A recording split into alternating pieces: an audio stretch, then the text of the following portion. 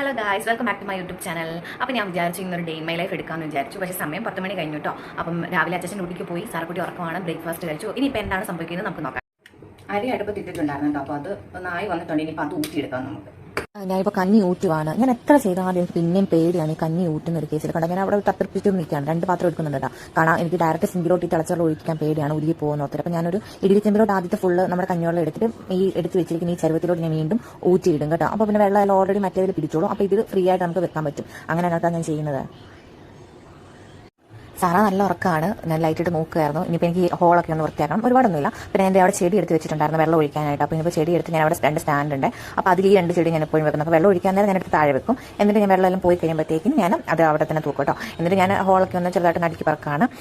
പിന്നെ എത്ര അടുക്കി പറക്കിയാലും അവൾ എണീറ്റ് വരുമ്പോഴത്തേക്കും എല്ലാം അവിടെ ഇഷ്ടത്തിന് കളിക്കാനുള്ളതെല്ലാം എടുത്ത് നിരത്തും കേട്ടോ. അപ്പോൾ എനിക്കെപ്പോഴും ഇങ്ങനെ അടുക്കി നല്ല ഒന്നും നിരത്തി വെക്കാതിരിക്കുന്നത് കാണാനാണ് എനിക്കിഷ്ടം. പക്ഷേ പിള്ളേരുള്ള വീട് അറിയാലോ, എപ്പോഴും എല്ലാ സാധനങ്ങളും ഇങ്ങനെ നിരന്നിരിക്കും. സാറാണെങ്കിൽ പിന്നെ ആവശ്യമില്ലെങ്കിലും വെറുതെ എടുത്ത് അത് അവിടെ എടുക്കും. എന്നിട്ട് വെറുതെ കളിക്കത്തൊന്നുമില്ല, ചുമ്മാ അവിടെ ഇവിടെ ഇട്ട് വെച്ചേക്കും കേട്ടോ. അപ്പം അങ്ങനെയൊക്കെ ഉണ്ട്. അപ്പം അങ്ങനെ അപ്പം അതെല്ലാം അടുക്കി പറക്കി ഇങ്ങനെ ഓരോ സ്ഥലത്ത് വെക്കണം. അപ്പോൾ അവൾ എണീക്കുന്നത് അവിടെ ഒന്ന് വൃത്തിയാക്കി വെക്കുമ്പോൾ അപ്പോൾ അത്രയും നേരം എനിക്ക് നല്ലതായിട്ട് കാണാൻ പറ്റുമല്ലോ.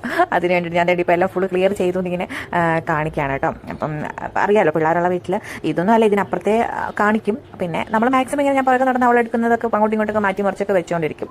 അങ്ങനെ പിന്നെന്താ, ഭയങ്കര വെയിലാട്ടോ രാവിലെ ഈ സമയത്ത്. നമുക്ക് കറക്റ്റ് ഇവിടെ നല്ല വെയിലാണ്. പിന്നെ ഇപ്പോൾ സൺഡേ ആയതുകൊണ്ട് കച്ചലൊക്കെ നല്ല ഫുള്ള് വണ്ടികൾ പാർക്ക് ചെയ്തിട്ടുണ്ടായിരുന്നു 2 സൈഡിൽ. നമുക്ക് ഈ സൈഡിലും പാർക്കിംഗ് ഉണ്ട്, ഓപ്പോസിറ്റ് സൈഡ് അതായത് ഫ്രണ്ട് വശത്ത് നമുക്ക് പാർക്കിങ്ങിന്റെ ഏരിയ ഉണ്ട്. അപ്പോൾ അവിടെ എല്ലാം ഈ ഒരു റൗണ്ട് ഫുള്ള്, അതായത് നമുക്ക് ചുറ്റിനും ഈ ഇങ്ങനെ പാർക്കിംഗ് ഉള്ള ഏരിയ ആണ്. കണ്ടില്ല, കുഞ്ഞു കുഞ്ഞു ബിൽഡിംഗ്സ് ആണ് ഇവിടെ എല്ലാം. അപ്പോൾ ആ സൈഡ് ഫുള്ള് അങ്ങോട്ട് ഇറങ്ങുന്നത് മെയിൻ റോഡാണ് കേട്ടോ. അപ്പോൾ ഞാൻ ചുമ്മാ ഒന്ന് കാണിച്ചാണ്. അപ്പോൾ ഈ സമയമൊക്കെ ആയപ്പോഴത്തേക്ക് സാറക്കുട്ടി എണീറ്റ് കേട്ടോ. അപ്പോൾ ഒരു 11 മണി 11:30 ആകാറായിരുന്നു. അപ്പോൾ സാറക്കുട്ടി എണീറ്റ് രാവിലെ ബെഡിൽ കിടന്ന് കുറച്ച് നേരം കൊഞ്ചിച്ചിട്ടൊക്കെ ഇനിയിപ്പോൾ ബ്രഷൊക്കെ ചെയ്യിപ്പിക്കാൻ എണീക്കണം. അപ്പോൾ ഞാൻ ഗുഡ് മോർണിംഗ് പറയാനായിട്ട് അപ്പോൾ മോന്ത കൊണ്ട് ഇങ്ങനെ കാണിക്കാണ്. അപ്പോൾ ഞാൻ കളിയാക്കണം, അയ്യേ മോന്ത കണ്ടില്ലേ എന്നൊക്കെ പറഞ്ഞിട്ട് കൊഞ്ചലാട്ടോ, കൊഞ്ചിപ്പെണ്ണ്.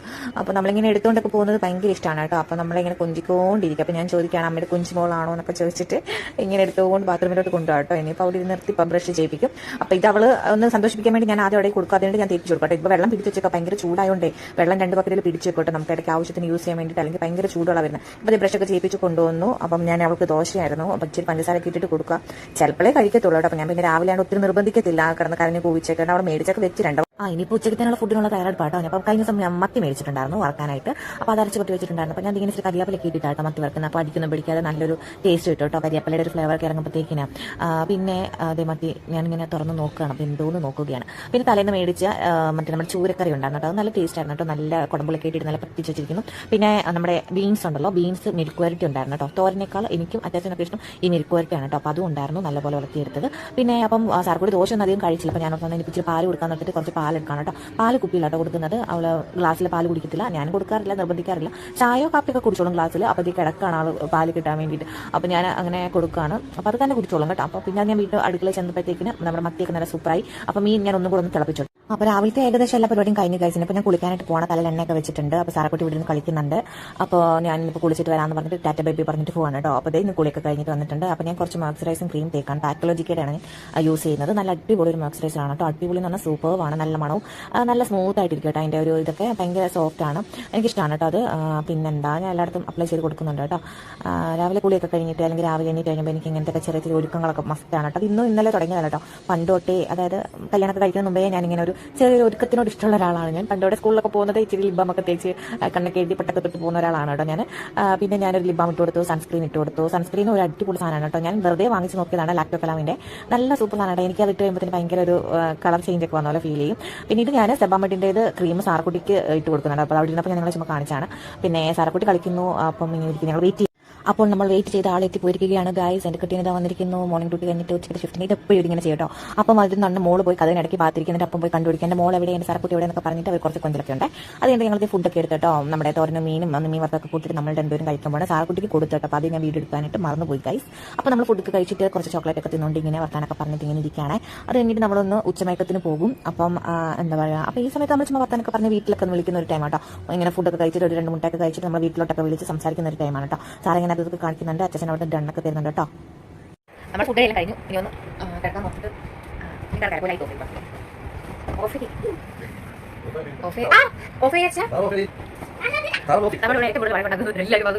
ലൈറ്റ് ഓഫ് ചെയ്ത്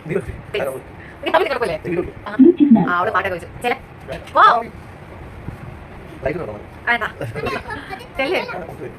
ലൈറ്റ്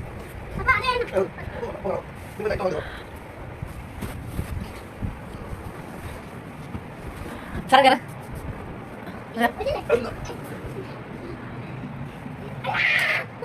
അപ്പോൾ ഇതാ ഗൈസ് ഞാൻ ഉറങ്ങി എണീറ്റിരിക്കുകയാണ്. അച്ഛൻ ഡ്യൂട്ടിക്ക് പോയി കേട്ടോ. അപ്പോൾ അതെടുക്കാൻ പറ്റില്ല വീഡിയോ. ഒരു 5:15 ആയപ്പോഴത്തേക്കും ഡ്യൂട്ടിക്ക് പോയി. സാർക്കൂടി തന്നെ അവിടെ പമ്മിലിപ്പുണ്ട് കേട്ടോ അതിനെ പറ്റിക്കാനായിട്ട്. അപ്പം ഞങ്ങൾ രണ്ടുപേരും എണീറ്റു നേരെ കിച്ചണിലേക്ക് പോയി കുറച്ച് ജ്യൂസ് ഒക്കെ എടുത്തു കേട്ടോ. എടുത്ത് ചൂടല്ല അപ്പോൾ അവർക്ക് കൊടുക്കാനും എനിക്ക് കുടിക്കാനൊക്കെ ആയിട്ട് കുറച്ച് ജ്യൂസ് എടുത്തു. അപ്പോൾ ഞാൻ കുടിക്കുകയാണ്. സാർക്കൂട്ടിക്ക് പിന്നെ ഗ്ലാസ്സിൽ കൊണ്ട് കൊടുക്കും. എന്നിട്ട് നമ്മൾ ഇന്ന് വൈകിട്ടത്തേക്ക് നമ്മൾ കുറച്ച് നഗറ്റ്സ് വറക്കും കേട്ടോ. നഗറ്റ്സ് ഇടയ്ക്ക് വറുത്ത് നമ്മൾ കഴിക്കും. സാർക്ക് ഇഷ്ടമാണ്, എനിക്കും ഇഷ്ടമാണ്. അപ്പോൾ ഇന്ന് നമ്മൾ നഗറ്റ്സ് വറുത്തിട്ട് 4 മണിക്ക് ചെറിയ സ്നാക്സ് ആയിട്ട് കഴിക്കും കേട്ടോ. അപ്പോൾ അത് അത്രേ ഉള്ളൂ. പിന്നെ ചായ കൂടി അങ്ങനത്തെ പരിപാടിയൊന്നുമില്ല. വേണമെന്ന് തോന്നുവാണെങ്കിൽ മാത്രം ഞാൻ ചായ കോഫി എന്തെങ്കിലും വൈകിട്ട് രാവിലെ ആണെങ്കിൽ അത് അങ്ങനെ തന്നെയാണ് കേട്ടോ. അപ്പോൾ നഗറ്റ്സ് വറുത്ത് ഞാൻ കഴിച്ചു. അപ്പോൾ ജ്യൂസും കുടിച്ച് കഴിയുമ്പോഴത്തേക്കും സെറ്റാവും. സാറിക്കിപ്പോൾ ഞാൻ ഇടയ്ക്ക് ഞങ്ങൾ ഉറങ്ങുന്നതിൻ്റെ ഒരിടയ്ക്ക് എപ്പോഴും ഞാൻ പാല് കൊടുത്തിട്ടുണ്ടായിരുന്നു കേട്ടോ. പിന്നെ ഇപ്പോൾ ഇതാണ് നഗറ്റ്സാണ് കൊടുക്കുന്നത്.